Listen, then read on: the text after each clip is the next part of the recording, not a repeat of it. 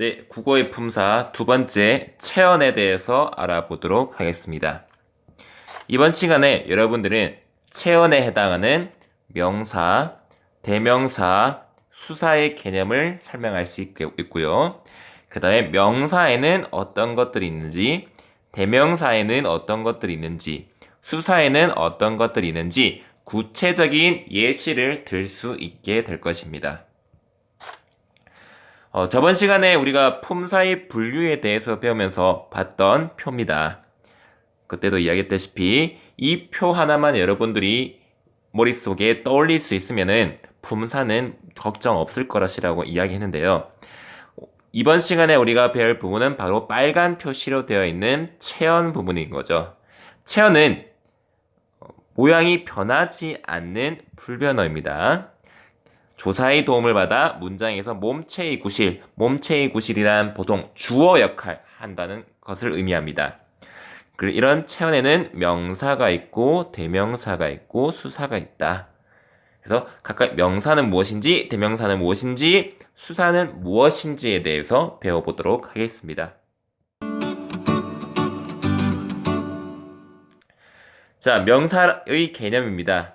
명사란 사람이나 사물 혹은 장소 그리고 눈에 보이지 않는 것들의 이름을 가리키는 말입니다. 밑에 나와 있는 단어들은 우리가 실생활에서 쉽게 사용할 수 있는 단어들이죠. 아빠, 동생, 엄마, 친구, 선생님 이런 사람, 참새, 고양이, 강아지, 병아리, 코끼리 이런 동물, 산, 강, 동네 이런 아파트 심지어 눈에 보이지 않는 마음, 사랑, 희망, 추측, 준법, 침묵 이런 것들도 전부 다 우리는 어떤 것들에 대한 이름을 가리킵니다. 그래서 사람이나 사물, 장소, 눈에 보이지 않는 것들의 이름을 가리키는 말들 우리는 명사라고 이야기합니다. 그래서 이렇게 눈에 보이는 것들은 우리가 구체명사라고 하고요. 눈에 보이지 않는 것들은 추상명사라고 이야기를 합니다. 이렇게 명사입니다. 명사에는 두 가지가 있습니다. 명사는 일반 명사와 고유 명사가 있습니다. 일반 명사라는 것은 말 그대로 일반적인 개념을 표시하는 명사로서 우리가 가장 많이 쓰는 참새, 고양이, 강아지, 병아리, 코끼리, 산, 강, 동네, 아파트, 주택, 책상, 의자 이런 아주 일반적인 가장 많은 양을 차지하는 일반적인 명사를 우리는 일반 명사라고 합니다. 그런데 특정한 사물이나 사람을 부르는 세상에 단 하나뿐인 이름을 우리는 고유명사라고 합니다. 고유명사. 우리 학교 장래중학교. 중학교는 여러 가지가 있지만 우리 대한민국에서 장래중학교는 하나뿐이죠. 그 다음 평내동, 지명 이런 남양주시. 그래서 사람 이름, 여러분들이 지금 가지고 있는 사람 이름이나 회사 이름, 지명, 학교 이름 이런 것들은 이 세상에서 하나밖에 없는 특정한 이름이죠. 이런 것들을 우리는 고유명사라고 합니다. 자, 두 번째 대명사의 개념입니다. 대명사. 말 그대로 사람이나 사물의 이름을 대신 나타난다고 해서 대명사라고 이야기합니다. 대명사에는 크게 사물을 대신 가리키는 말, 방향이나 장소를 대신 가리키는 말, 사람을 대신 가리키는 말 등이 있습니다. 사물을 대신 가리키는 말에는 이것, 저것, 그것 이런 것들을 구어체로 이게, 저게, 그게 이런 식으로 이야기하기도 하고요. 방향이나 장소, 방향, 이리, 저리, 그리 여기 장소 같은 경우에는 여기, 저기, 거기 사람 같은 경우에는 나, 너, 우리, 저희, 그, 그녀, 그들 이런 것들이 말 그대로 대신 가리키는 말로서의 대명사라고 합니다.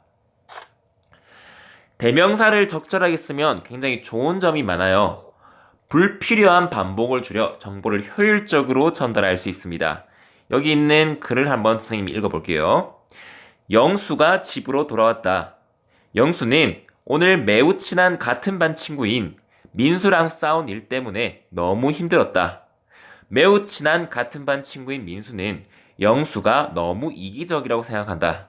하지만 영수는 매우 친한 같은 반 친구인 민수가 왜 그렇게 생각하는지 알 수 없었다. 자꾸 반복되는 말 있죠? 바로 매우 친한 같은 반 친구인 민수라는 게 반복이 됩니다. 이거를 우리가 그라는 말, 대명사로 한번 줄여봅시다. 영수가 집으로 돌아왔다. 영수는 오늘 같은 반 친구인 민수랑 싸운 일 때문에 너무 힘들었다. 그는 자기가 너무 이기적이라고 생각한다. 하지만 영수는 그가 왜 그렇게 생각하는지 알 수가 없었다. 바로 매우 친한 같은 반 친구의 민수. 여기 그라는 대명사로 바꿨었을 때 정보를 좀 더 간결하고 효율적으로 전달할 수 있는 장점이 있습니다. 그런데 잘못 쓰면 이상한 일이 생겨요. 대명사를 썼을 경우 그 대명사가 가리키는 것이 무엇인지 정확하게 알기 위해서는 상황을 이해해야 하는 경우가 있습니다. 만약 이 상황을 이해하지 못하면 이상한 일이 생깁니다. 다음 대화를 한번 읽어보도록 하겠습니다. 민수가 영수야 그것 좀 닫아줘. 영수 뭘 닫으라고? 민수 교실 나갔다 들어올 때 그거 좀 닫고 다녀. 추워. 문을 닫고 다니라는 건가요? 뭘까요? 그러니까 영수가 열려있는 민수의 사물함 문을 닫는다. 장난이나 지금? 영수 도대체 왜 화가 난 거야? 여러분들은 민수가 화가 난 이유를 알고 있습니까? 그죠? 민수가 영수에게 닫아라는 것은 아마 이 상황을 봤을 때 나갔다가 들어오면서 교실 문을 닫아줘라 라는 것 같은데 영수는 그걸 제대로 이해하지 못하고 엉뚱한 사물함 문을 닫았죠. 이것처럼 대명사는 말하기 상황을 이해해야만 대명사의 뜻을 알 수 있다는 거. 너무 남발하거나 상황을 이해하지 못할 정도로 많이 쓰면 문제가 생길 수 있다는 겁니다. 자, 다음입니다. 자, 수사입니다. 수사는 말 그대로 숫자를 나타내는 명사입니다. 사물의 수량이나 순서를 나타내는데 이 사물의 수량이나 순서를 나타내는 수사에는 크게 수량이나 개수를 나타내는 양수사와 차례나 순서를 나타내는 서수사가 있습니다.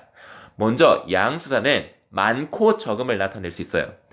하나, 둘, 셋, 넷, 다섯, 여섯, 일곱, 여덟, 아홉, 열 이렇게 수량이나 개수를 나타내는 말을 우리는 양수사라고 합니다. 그런데 서수사는 양이 아니라 차례나 순서를 나타내는 말이에요.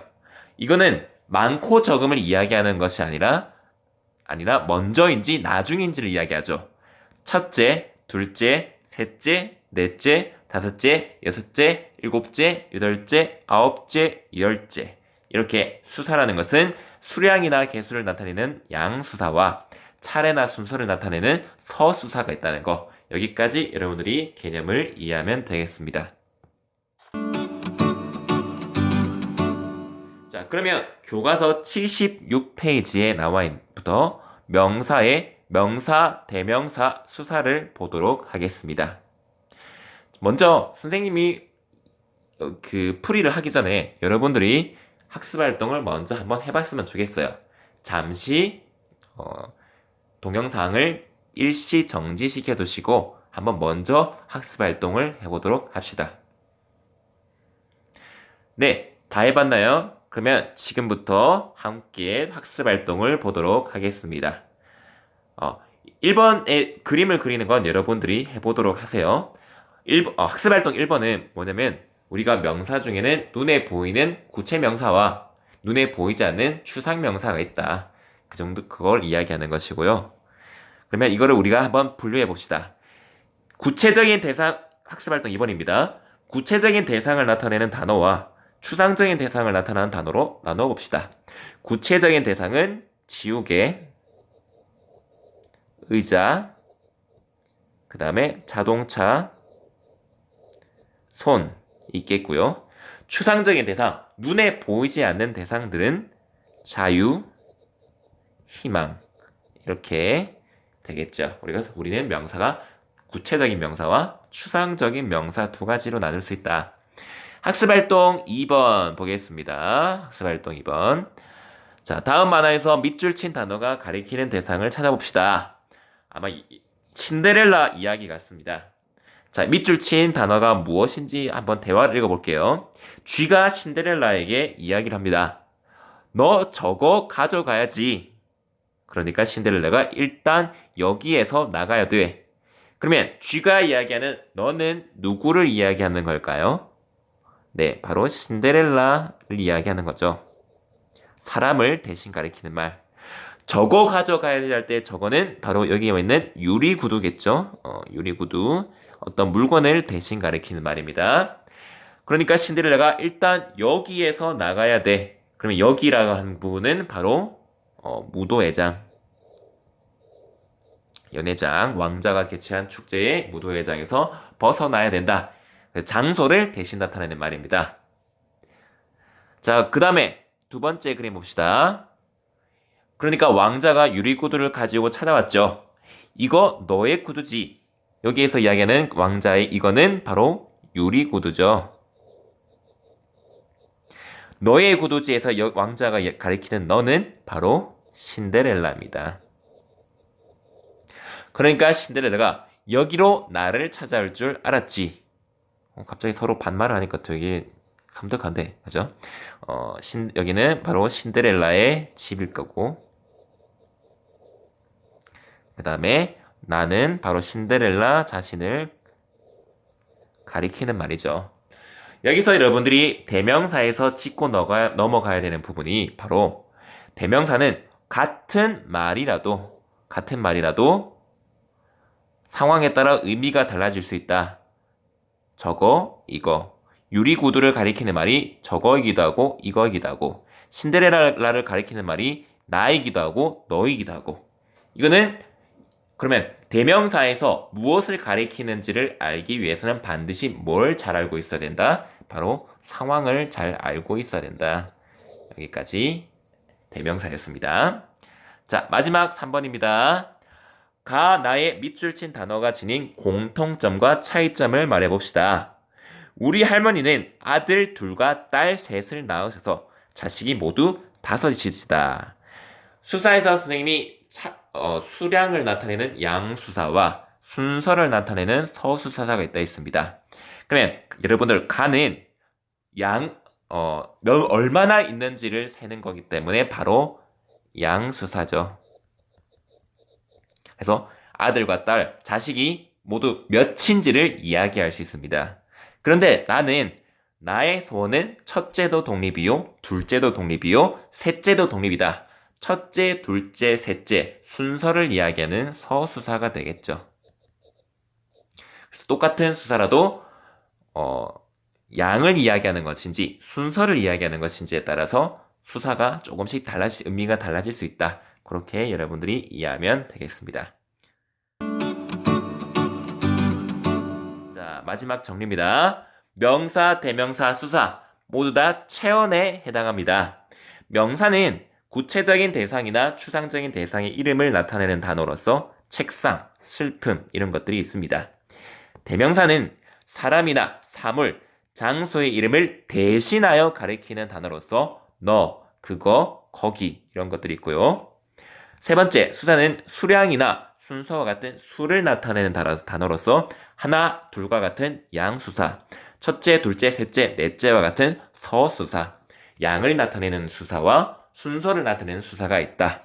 이 셋을 묶고 우리는 체언이라고 하며 체언은 형태가 변하지 않고 문장에서 주어의 기능을 한다.